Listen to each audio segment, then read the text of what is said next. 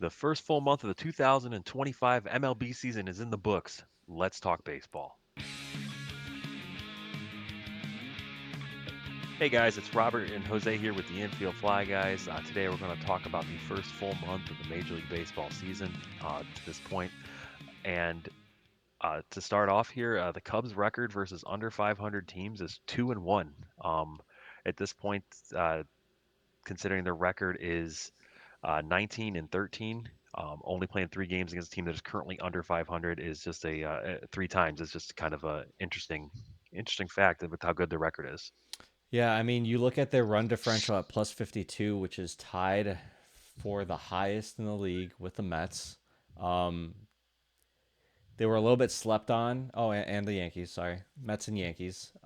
They were a little bit slept on by national media for those first few weeks of this gauntlet schedule. I was seeing on social media uh, people bringing up, primarily Cubs fans bringing up, hey, yeah, they're doing all this, and they have one of the hardest record schedules, and other teams fans being like, oh yeah, it doesn't matter, it doesn't matter, it doesn't matter, it's April, whatever.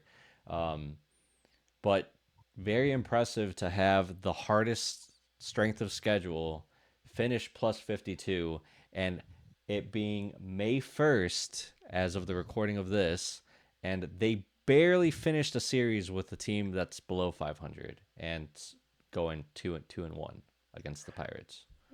Right, and I mean you're talking the most of the games they played were against the NL West. I mean the Dodgers they won that season series, 4 games to 3. The Padres they tied that season series 3 games apiece, and with the Diamondbacks they won that series 4 games to 2 if I'm not mistaken. Um, and it's just those are really good teams. They're all above 500 right now. I mean, Dodgers best record in baseball, 21-10. Rockies worst record in baseball and furthest behind in the division at 5 and 25, 15.5 back. So granted they still got games against the Rockies, still got games against the Giants, but the fact they've already played their season series against the Dodgers, Padres, and Diamondbacks, that's a good look for them moving forward for the season. Yeah, and I mean, of those NL West teams, they've already finished their season series with everybody besides those Giants that are also a good team, and the Rockies, which are they're already so far behind. Um, 5-25 with a negative Yeah. 77 run differential. Like that's worse than the White Sox, which we knew that they were going to be right there with them. But I, that's I think I think tail for tail here, they're worse than the White Sox were last year to yeah. this point, which is that's pretty bad considering the White Sox were the worst team of all time last year. Imagine being the White Sox, being on that White Sox team that has the worst record ever, and the next year that record is broken again. I don't know. Does that show some parity in the league and like just talent discrepancy between the top tier teams and these lower teams, or is it just that these owners don't want to shell out? It's the owners not wanting to shell out, but the Rockies, they've made questionable decisions in their front office for the better part of now, what, a decade? It's Right. 2025, 2015. Yeah, they had a some decent teams through 2018, but like the weird stuff that they did with Nolan's contract to then go back and then sign Bryant and then not really have any clear direction, and it's like who knows what they're doing? Like that's not even little bit competent. Like R- Right, and you can't really fault Chris Bryant. I mean, he would have gotten paid by any team. He just happened to go to the Rockies, and his career just kind of unfolded. We've touched on him in the last few weeks, and now he is on the DL for the time being. So it's really hard to um, it's really hard to blame him in any way, shape, or form. But otherwise, ownership, like you can't just say, "Oh, we signed Chris Bryant. There you go." I mean, look at the Tigers, they signed Javi Baez, and he's been very underperforming since he's signing with the Tigers, and they're still a good team. They're leading that division 19 and 12. he is. I mean, this is as of the past what week or so. Am I might be wrong, but I think Javi's actually batting over 300 right now. Yeah, he has been I hitting the know we're a ball, month especially as of in, late. and he's playing center field now, Yeah, or he he has he has been been. playing innings in center field. Yeah, he has been doing a lot better than he did last year. Last year, he just seemed like he really didn't care, um, and he was just kind of there, collecting a paycheck and walking off the field. But um, he might be starting to turn around. I mean, as long as he can lay off that curve that's hitting the first base dugout, um, then he actually has a chance, to get on base, and he's pretty fleet-footed, so he can steal bags. And as we've seen with the Cubs, that's a key to winning games is moving base runners. Right. So I think we want to talk about Baltimore's underperformance, right? At 12 and 18. Yeah, yeah. I mean, I had them up in the running all year. I had them up to a wild card team and even into the World Series, and they're just not doing it. I mean, they're playing a tough division. We know that division's real tight, top to bottom. As there's only 5.5 games separating the last place Orioles from the first place Yankees. But it's I mean, there's still a lot of time left in the season. They're not out by any stretch of the imagination, but I think seeing them at 12 and 18 below the Rays and the Blue Jays, is definitely kind of something I wasn't expecting to see a month into the season. Yeah, I mean, good teams will have a month where they're 12 and 18, right? That's Mhm.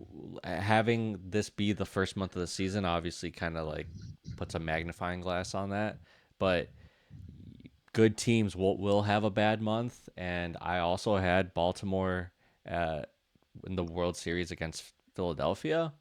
So for me, for my credibility, I really hope that this is their bad month, and then they play, some 500 ball the next few months with a good or with an 18 and 12 month mixed in, right? That's kind of what you're Right. looking for. And you just got to remember that at the end of the day, I mean, nothing you can do will win you the division in April, but you certainly can lose it in April. Like the best record in baseball, Dodgers 21 and 10. They by no means have won the NL West, but the Rockies at 5 and 25. I mean, mathematically are they eliminated? No. Could they realistically make a comeback? Sure. Are they going to? No. So I mean, they have pretty much lost their division by May 1st, and that's just not, and it's not good. So it's not good for the game. It's not good for the competitivity of the game, and it's not fun for that city or that team. Nobody's having fun watching that. Yeah. So The New York Mets were the other team in the NL with the same run differential as the Cubs at plus 52. They've really surprised me. I don't think I had them in the playoffs, and at 21 and 11, 10 games over 500 after just over a month. Uh they're way higher up than I expected. yeah, they've been playing good ball. Pete Alonso's having a pretty good year. I think they're going to continue to play good ball. But that's a tough division too. I mean, the Braves have started to come around after their opening week slide where they lost a bunch of games consecutively, back to third place at 14 and 16. And the Phillies are a good team as well. So that division's going to be a good race throughout the rest of the year for sure. Yeah, I mean, uh Soto hasn't really been Soto yet, and you're 10 games above 500. Pitching that I had no faith in has really shown up, and it really looks like they know what they're doing, or they figured something out with some of these guys. Um, so hats off to the Mets. Yep. All right, and that brings me to a couple of my next points here.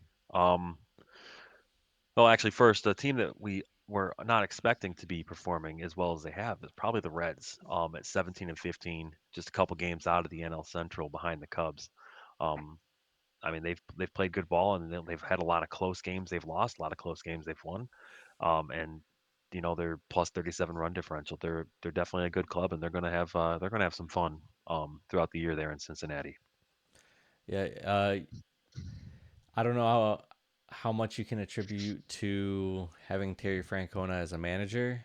Um, some people believe that manager really isn't worth many wins at all, but I think that the consensus around baseball is that Terry Francona does have an effect on the ball clubs that he uh, Absolutely. manages.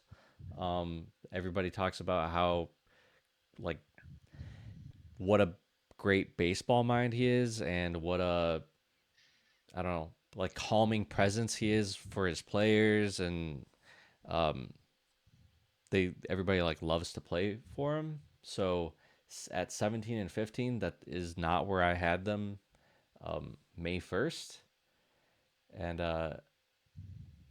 as a Cubs fan, I hope that they start losing.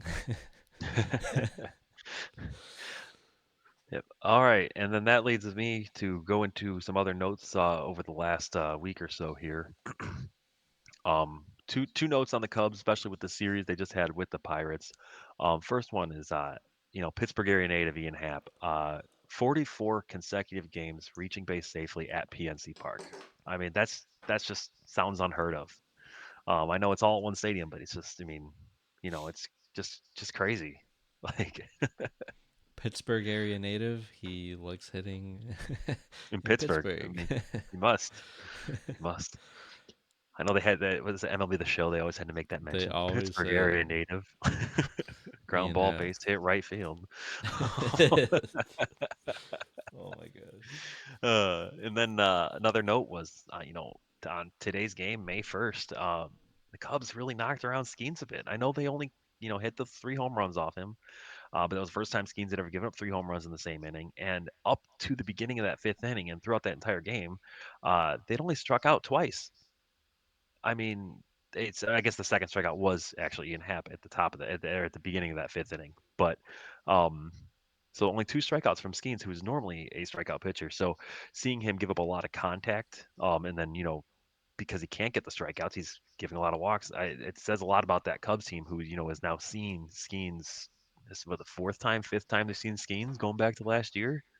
Kind of what takes back to my point a couple weeks ago that the more you see Skeens, the more you're going to hit Skeens. Yeah, I mean, you kind of called it there. I think it was last episode that you we talked about it. And it was interesting to me because of the outing he had against the Dodgers just what 5 days ago. Lights out. Lights Lights out. out. He was making them look silly. Not a lot of hard contact. Um, I was surprised. Like not as like a hater or anything, but like, and he's good, but just watching him do what he did, especially to like a guy like Otani, making him look silly, Mhm. like I was like, oh man, I as a Cubs fan going into this game, I'm like, dang, we just lost the series against Pittsburgh, like Same. right, uh, and they were down early, and I was pleasantly surprised to see them come back, and yeah, like I do remember the games from last year that the Cubs did get to him, and I wonder if it is because they just kept seeing him over and over. I also saw it's an Instagram comment, but of people, it seemed like a Pittsburgh fan saying that Pittsburgh is trying to get Skeens away from throwing as hard and trying to make him pitch to contact. I don't know how true that is. Um, Hmm. due Y- you to know, prolong the life of his arm, you which know, is I why could his velocity see, was sitting a little bit lower. I could see them want to do that because I'd been saying since he came up that he throws very hard with a lot of movement on his pitches, and I feel like, and I mean, I'm no doctor. I'm the furthest thing from a doctor. Um, but he looks like he just has that motion that could, be taxing on the arm.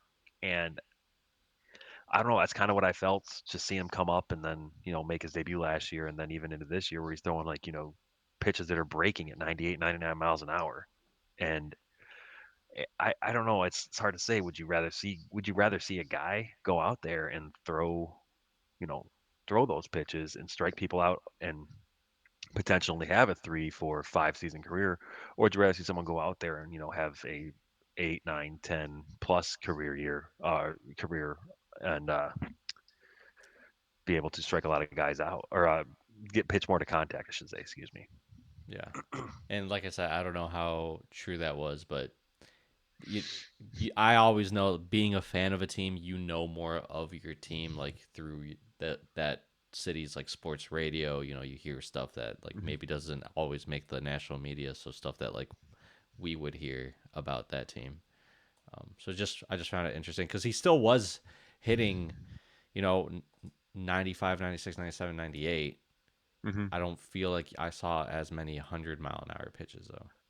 No, but his put away pitch was that breaking pitch, and especially Right. when not even a put away pitch on 2-0 counts, he was throwing that breaking pitch, and like I specifically remember in the first inning, you had Seiya sitting on a breaking pitch or sitting on a 2-0 pitch from him, and he came with that breaking pitch, and Seiya looked stupid. I mean, he come around, he swung off his back foot. I mean, he it looked like Charles Barkley golfing. So so it's definitely um it's definitely eye opening to see what he can do and what teams can do against him the more they see him. Right. So, all right, and then into my next point here: Yankees, the first team in history to hit back-to-back home runs to lead off the first inning multiple times in a season. On March 29th against the Brewers, Goldschmidt, Bellinger, and Judge. And later in that inning, Austin Wells hit a home run. And then April 29th, exactly a month later, Trent Grisham, Aaron Judge, Ben Rice, and later that inning, Cody Bellinger hit a home run. So you did have 4 home runs in each of those innings. Three of them were consecutive. The latter ones from Wells and Bellinger in the second game didn't matter as much, but still just made note that those were both um, 4 home runs in the first inning and to lead off back to back to back. That's crazy. That's one thing you always hear about baseball is that it's constantly producing things that you've never seen before. Oh yeah. Constantly. You think about every single game of baseball is different than the last time. Like you're always going to see something that you've never seen before, and the fact that a team has done that twice and then a month to the day, like that's crazy to me. Well, we'll see what happens on May 29th, I guess. It's like the Cody Bellinger 420 thing. he's he's homered, I think, four straight, three or four. Yes, It's either at three or four straight 420s. And if you know that's Cody crazy. Bellinger, Always look stoned. he just looks stoned. Maybe he's never smoked a day in his life, but he looks like a guy that is stoned. Alrighty, so that being said, that's everything that I had up before the ice cold takes. Is there anything else you want to touch up on there? No, I'm interested to see or hear what your ice cold takes are. All right, give me 1 second to pull that up from my notes here, just so I don't stumble over my words too much. All right, so for me, Spencer Torkelson, um, I think that he could make a run for one of the best hitters in the American League. I mean, if he keeps up what he's been doing, you could potentially see him in the running for MVP. Um, Now, remember, these are outside shots. These are not me making bold predictions. These are just ice cold takes. So I could see. I mean, he's already last year he had 10 home runs all season, in 92 games. He's already at 8 home runs in 31 games. So the power's there. RBIs he has 24 this year, had 37 last year. He's making contact. He's still striking out a decent amount. He has 35 Ks this year. But he's looking good. I think you're going to see him. I think you're going to hear a lot about Spencer Torkelson this year. Yeah, and it's been a long time coming. You were high on the Tigers and Spencer Torkelson as a whole. I think 2022. I think you had them winning the division. You Yep. cited that Torkelson was going to be a big reason as to why. First round pick, right? Yep. I said he was going to win Rookie of the Year that year, and that Rookie of the didn't happen. year. Yeah, I mean, just looking at his baseball savant page, his expected slugging is 97th percentile, which is crazy. His expected on base 94th percentile. The dude, he's raking. Hey, you got to remember, look at the ballpark he plays in too. I mean, he's Yeah, not playing a pitcher-friendly park, or excuse me, a hitter-friendly park, in Comerica. So that's definitely fun to watch. Definitely, Tigers are definitely a team to keep an eye on. So it's and yeah. Torkelson especially. So I mean, and his numbers right now are a good 150 points higher than his next best year in 2023. So, like, obviously small sample size, but literally what he's doing right now is MVP season. Yeah, right. That's I MVP agree. caliber. hmm I So, agree. So we'll see what he does. I mean, obviously, again, it's May 1st, so a lot of baseball has to be played. Next on my ice cold takes, Willie Adames. Is he a signing bust for the Giants? I mean, last year he was a tear with Milwaukee. He was, finished 10th in MVP voting last year. He was, you know, hitting the cover off the ball, doing everything he could. And this year he's batting just a hair over 200. Um, he's got just two home runs, uh, and he's over 30 strikeouts. He's just not looking that good. He's at a minus point 0.6 WAR. yeah, minus point 0.6 WAR, and just his whole baseball savant page is blue. Yeah. which if you're not familiar with baseball savant, you want it to be red. Red, you're hot. Blue, you're cold. Willie Adames, like you said, good player for the Brewers, good player for the Rays before the hmm Brewers. Um, Not really. His age shouldn't be a concern. He's only 29. Um, so yeah, it. He doesn't like playing in San Francisco. He's weather shouldn't really be a concern. But a lot of blue. His expected on base percentage is only a 305, which puts him at the 31st percentile. So not even half. Like, he's only better than 31% of the league. That's hmm He is still walking a good amount, but he's striking out a lot, missing the ball a lot, chasing a lot. So it just seems like there's something's up with him for sure. And to your point on the weather, it could have a little bit of effect on him. Considering playing in Tampa and playing in Milwaukee, Tampa Bay at the time he played there was an indoor team. Um, Milwaukee and then also, Milwaukee yeah. is a retractable, so they are indoor, outdoor, depending on the weather. And San Francisco, it gets quite gusty in the Bay Area. It's definitely not a warm, like it's not as warm as some people may think in San Francisco. So that breeze off the bay can get quite cold. Yeah. I So, mean, to the point that I just made with Torkelson about being 150 points higher than his mhm. uh, yearly best, Adamis's OPS is 150 points lower than his Jeez. best. Right now he has a 603 OPS, which league average is around 720-ish. So All not right. not too good. And then Well, so my last we'll keep an eye on him as the weather gets a little bit better, I guess, in San Francisco. and my last ice cold take today here is Luis Robert Jr., center fielder, White Sox. No trade value. Now, this was a guy who I think the White Sox were looking to be a trade piece, to, try and, get out of the dumpster, be a team that can actually be a little more successful moving forward. Um, and, he's batting 170. Every time I've watched him play, he's striking out. He has 37 strikeouts on the year. He's just not looking good in any way, shape, or form. He looks like he's bored, looks like he's not having fun. And I mean, I don't necessarily blame him just based on the team he's playing on. But I mean, just a couple years ago, he was an all-star and finished 12th in the MVP voting and won Silver Slugger. Right. I Um, mean, sorry not to cut you off. no, you're good. Uh, you have to wonder if it's kind of like the Javi Baez thing. A bad player on a bad team, but if you're on a good team, you're one of the best.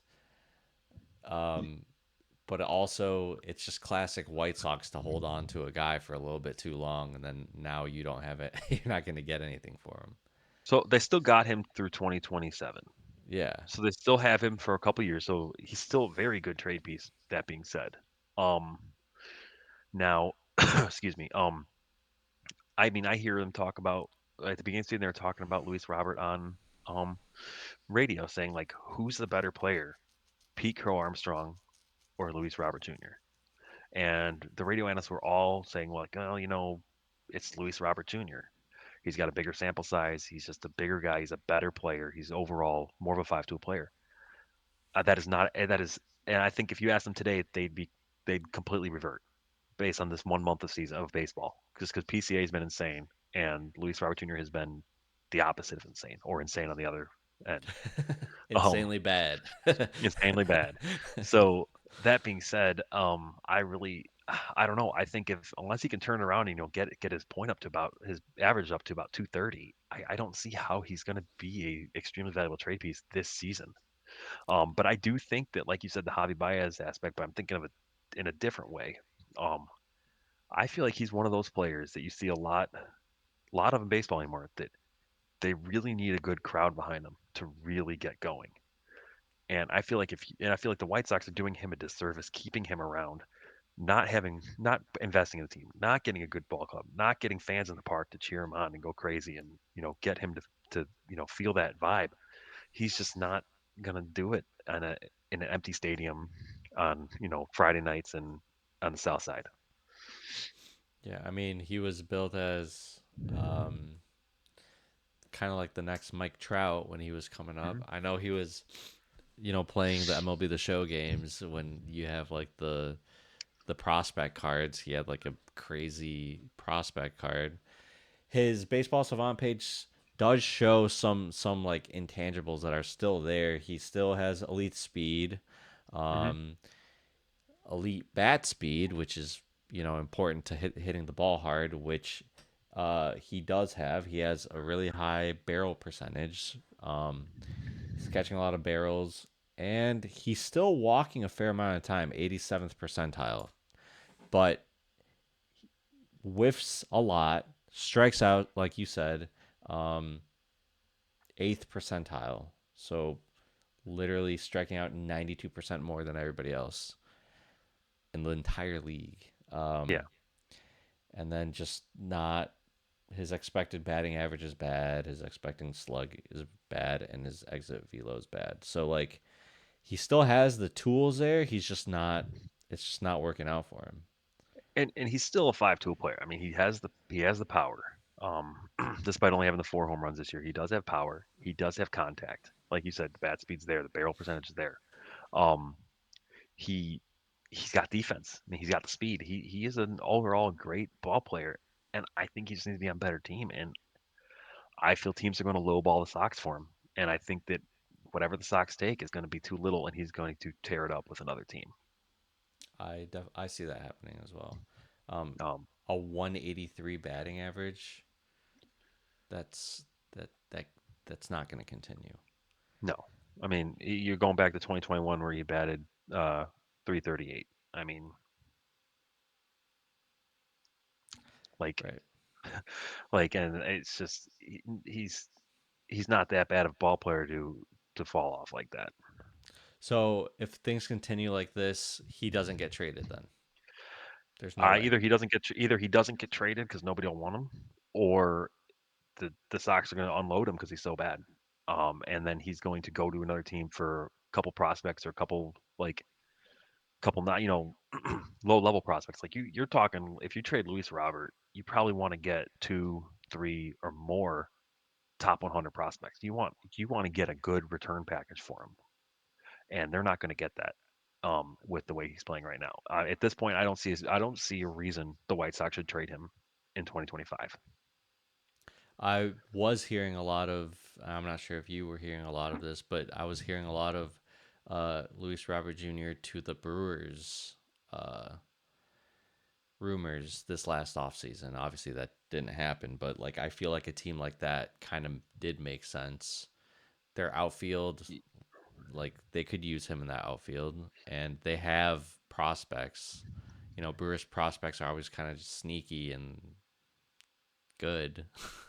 And White Sox like their biggest problem is scoring runs.